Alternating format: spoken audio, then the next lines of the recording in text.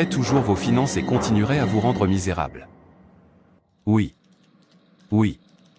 Enfin. J'ai reçu mon salaire.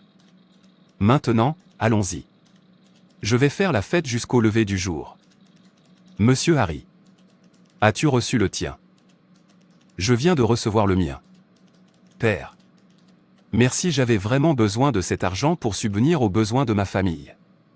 Ce n'est pas facile d'être le chef de famille.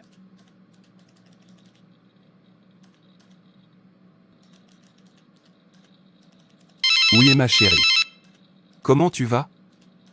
Quelque chose vient d'arriver. J'ai reçu un appel du professeur d'Elena.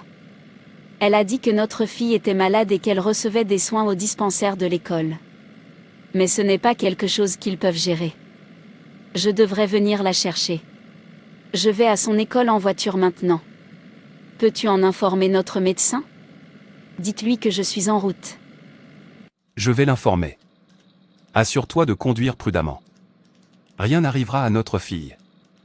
Elle ira bien. Au nom de Jésus. Amen. Docteur, que se passe-t-il avec ma fille? Pourquoi a-t-elle besoin d'une intervention chirurgicale d'urgence? Vous voyez, votre fille a une appendicite. Il s'agit d'une inflammation de l'appendice, qui est la partie inférieure droite de l'abdomen, près de l'endroit où l'intestin grêle s'attache au gros intestin. Il doit être retiré chirurgicalement. Veuillez essayer de payer rapidement afin que nous puissions le retirer avant qu'il ne se rompe. Cela peut être mortel. D'accord, docteur. Je vais payer maintenant pour que tu puisses commencer l'opération. Les médecins disent que je dois vous informer que vous pouvez venir voir votre fille. L'opération a été un succès. Ok. Merci beaucoup. Seigneur, merci pour cette opération qui est bien déroulée. Merci pour ma fille. Mais je n'aime pas la façon dont ces choses se présentent chaque fois que je reçois mon salaire. J'ai reçu mon salaire aujourd'hui, mais j'en ai déjà dépensé 70% à l'hôpital. Qui sait ce qui se passera ensuite pour les 30% restants? C'est toujours comme ça tous les mois, puis je finis par emprunter de l'argent pour nourrir ma famille. Je travaille très dur, mais je n'ai même pas les moyens de subvenir à mes besoins de base. Je n'aime pas du tout la façon dont je me bats. Chaque mois, on passe toujours d'un problème à l'autre. J'ai besoin d'une rupture car il semble que l'esprit de pauvreté m'ait envahi. Vais-je continuer à vivre au jour le jour, au jour le jour? Quand est-ce que l'argent me sera utile? Quand pourrai-je utiliser mon salaire pour faire quelque chose de concret? Si c'est toujours d'un problème à l'autre, l'école vient de reprendre. J'avais prévu de payer les frais de scolarité de ma fille, mais devinez quoi? J'ai dépensé tellement d'argent pour les frais d'hôpital que si je touche à nouveau cet argent, nous n'aurons plus à manger ce mois-ci. Mon père, j'en ai assez de cette situation. J'ai besoin d'un changement.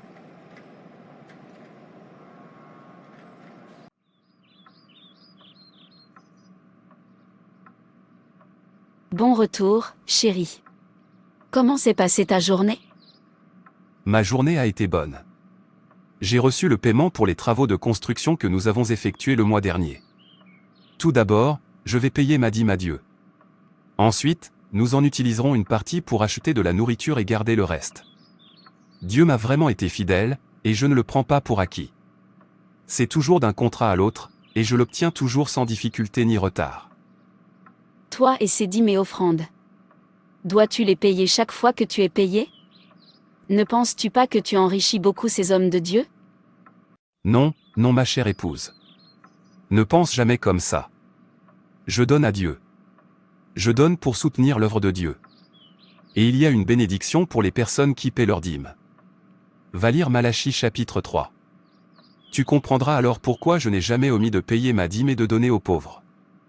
Remercions toujours Dieu pour ses bénédictions plutôt que de nous plaindre. Il est important de donner parce que lorsque vous donnez, vous recevrez davantage. Si tu le dis, alors j'achèterai tout ce que nous devons aller donner à l'orphelinat d'ici demain. Merci beaucoup. J'ai oublié de te le dire. Le bailleur est venu ici il y a quelques jours et m'a dit que nous devions essayer de payer. Il a dit que tu avais payé 60% de notre loyer et que tu dois apporter le solde. J'ai fait des allées et venues de l'hôpital, alors j'ai oublié de te le dire. Ce sera le mois prochain. Je n'ai plus d'argent. Je ne sais même pas comment nous allons survivre jusqu'à la fin du mois. La maladie soudaine d'Eleanor a coûté beaucoup d'argent. Je prévois même d'appeler mon ami Kelvin s'il peut me prêter de l'argent. Et nous empruntons toujours tous les mois de l'argent auprès de lui. Ça devient gênant. Je déteste tellement notre situation. Nous sommes censés faire mieux que cela. Nos salaires devraient être suffisants pour mener une vie normale. Mais il y a toujours un problème ou un autre chaque mois. Ça devient fatigant. J'ai même honte chaque fois que je vois Madame Kelvin. Elle doit se dire dans son esprit que nous sommes des mendiants. Ça suffit. Nous nous plaignons beaucoup trop au lieu de remercier Dieu. Au moins, nous avons un toit au-dessus de notre tête. Nous avons de quoi manger. Nous avons des vêtements à enfiler. Et nous travaillons. Qu'en est-il des personnes sans emploi? Ils survivent toujours. Mais j'ai l'impression qu'il y a quelque chose que nous ne faisons pas bien. Je vais rendre visite au frère Calvin et lui demander quel est le secret de l'épanouissement financier. Comment se fait-il qu'il ait toujours de l'argent même s'il n'est pas payé? Il doit y avoir un secret. Tu devrais le faire. Parce que je ne peux pas mentir. J'en ai assez de notre situation. Amen. Bienvenue chez moi. Comment va la famille? Nous allons bien. Alors, de combien avez-vous besoin? J'ai besoin d'environ 1000 $ avant cela. Dis-moi. Il semble que vous n'ayez pas toujours de situation ou de problème imprévu qui vous fasse dépenser de l'argent. Moi j'ai des difficultés financières parce qu'une fois que je reçois mon salaire, le diable va frapper. Soit je dépense à l'hôpital, soit un problème familial va tout simplement survenir. Et c'est ainsi que je finis par ne rien faire avec mon salaire. Dites-moi, y a-t-il un secret pour devenir financièrement épanoui comme vous? Je vais te dire quelque chose que je pratique et qui fonctionne pour moi. Tout d'abord, le secret est le Dieu Tout-Puissant. Je sers Dieu avec mes finances. Je le mets en premier une fois que je suis payé. Je reconnais qu'il est la source de toutes les bénédictions de ma vie. Le Proverbe 3, au verset 9 à 10, disent « Honore l'Éternel en lui donnant une part de tes biens et en lui offrant les prémices de tous tes revenus. Alors tes greniers regorgeront de nourriture et tes cuves déborderont de vin. » Je le place en premier dans mes finances et c'est ainsi que Dieu prend soin de moi. Je le fais en contribuant à l'œuvre du Seigneur, en finançant l'Église et en contribuant à l'expansion de l'Évangile grâce à ma dîme, qui représente un peu plus de 1/10 de mon salaire. Je paie ma dîme parce que le Seigneur nous le commande. Malachie 3h dit d'y apporter toutes les dîmes à la maison du trésor afin qu'il y ait de la nourriture dans ma maison. Mettez-moi ainsi à l'épreuve, dit l'Éternel, le Maître de l'univers, et vous verrez si je n'ouvre pas pour vous les fenêtres du ciel, si je ne déverse pas sur vous la bénédiction en abondance. Au verset 11, il est dit, pour vous je menacerai celui qui dévore, et il ne vous détruira pas les fruits de la terre, et la vigne ne sera pas stérile dans vos campagnes, dit l'Éternel des armées. Intéressant, je n'ai jamais payé ma dîme. J'ai toujours pensé que c'était juste un moyen d'enrichir les pasteurs. Pourquoi les gens n'arrêtent-ils pas de dire ça? Fais juste ta part et obéis à Dieu. Priez pour vos dîmes avant de payer afin de vous assurer que vous la versez à une église dont vous savez qu'elle répand l'évangile de Jésus-Christ. La prochaine chose que je fais, c'est de partager avec ceux qui en ont besoin. Si vous attendez d'avoir beaucoup avant de donner aux autres, vous ne donnerez jamais. Je donne le peu que j'ai. Il est bon de tendre la main aux moins privilégiés. Luc 6, verset 38 dit, « Lui donnez et on vous donnera, on versera dans le PAN de votre vêtement une bonne mesure, tassée, secouée et qui déborde, car on utilisera pour vous la même mesure que celle dont vous vous serez servi. Plus vous donnez, plus vous recevez. » Proverbe 19, verset 17, dit « Celui qui a pitié du pauvre prête à l'Éternel, qui lui rendra selon son œuvre. » Ensuite, j'essaie de planifier à l'avance. Si nous ne planifions pas, nous prévoyons d'échouer. Fixez-vous des objectifs financiers avec votre conjoint, organisez vos dépenses en catégories significatives telles que la nourriture, les vêtements, la dîme, le transport, l'épargne.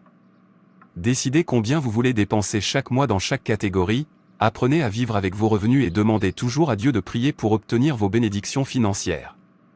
Proverbe dit, verset 22, dit, « La bénédiction du Seigneur enrichit et n'ajoute aucun chagrin. » C'est ce qui fonctionne pour moi. Mon cher ami, eh bien, merci beaucoup. Je vais l'appliquer dans ma vie, merci beaucoup. Comment s'est passée votre rencontre avec l'ingénieur Kelvin? Vous a-t-il donné l'argent et lui as-tu demandé son secret? Oui, il m'a tout dit.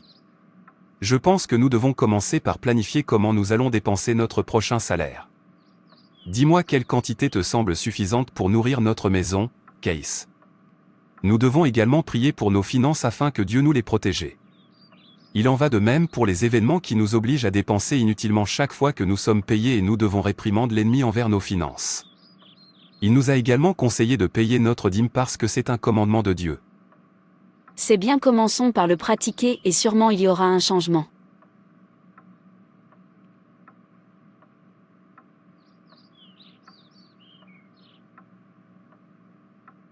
Nous avons été payés. Tout d'abord, je vais retirer 10% de cet argent pour payer ma dîme. Ensuite, je transférerai l'argent pour l'entretien de la maison à ma femme. Je vais payer le frère Kelvin son argent et ainsi que les frais de ma fille. En versant cet argent sur le compte de l'Église, je déclare que je suis béni. Que les bénédictions d'Abraham soient ma partage. L'ennemi ne combattra plus mes finances. Merci, Seigneur, car je sais que c'est fait au nom de Jésus. Chérie, chose étrange. Depuis que j'ai reçu mon salaire, nous n'avons pas eu de mauvaises nouvelles. Notre argent est dépensé normalement, que le Seigneur soit loué. Amen, gloire à Dieu.